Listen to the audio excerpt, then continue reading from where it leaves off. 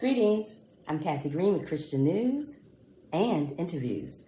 I'm going to read to you the First Amendment, and it's not long, so bear with me.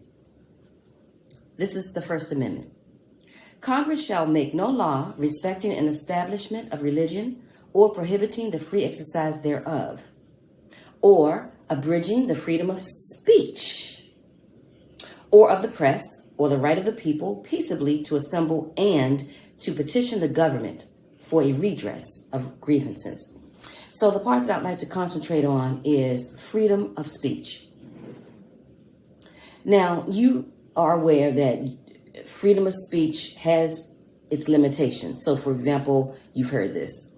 You cannot go into a crowded theater or crowded anything where there are a lot of people and start yelling fire when there is in fact, no fire, because you can cause mayhem.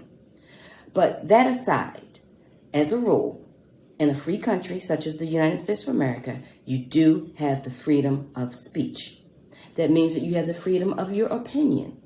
Your opinion can differ from someone else's. You can curse at someone. You can call somebody a horrible name. Those are not pleasant things, but we have the freedom here. You don't have to worry about being arrested for calling someone outside of their name, for example. You might get slapped for calling somebody outside their name, but you don't have to worry about ending up in court for it. Stephen A. Smith, someone who I don't really follow, I couldn't care less about him, but one thing I do like is that he exercises his freedom of speech. But it appears that with this new culture where everyone's offended by everything, you can no longer have a differing of opinion. And so what's going to happen with sports shows? What's going to happen with regular shows where if your opinion differs from someone else, you get quote unquote canceled? So this is what Stephen A. Smith said about a Japanese baseball player.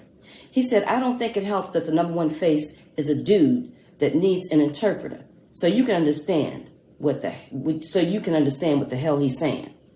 Well, you know what? That wasn't a very nice thing for Stephen A. Smith to have said about Shohei Ohtani.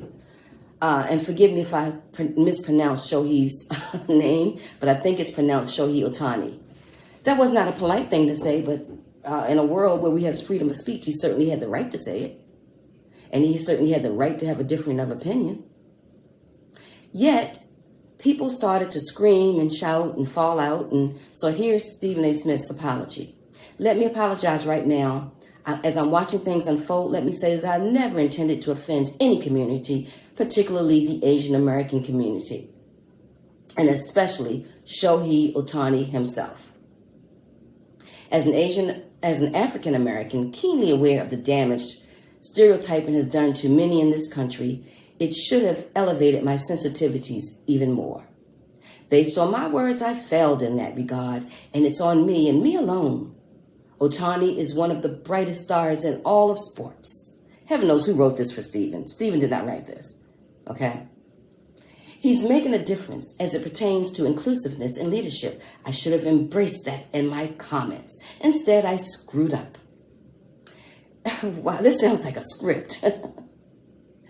"In this day and age, with all the violence being perpetrated against the Asian community, my comments, albeit unintentional, were clearly insensitive and regrettable. There's simply no other way to put it. I'm sincerely sorry for any angst I've caused with my comment on this first take this morning. Again, I'm sorry, and I happily reiterate these words more extensively tomorrow morning as well."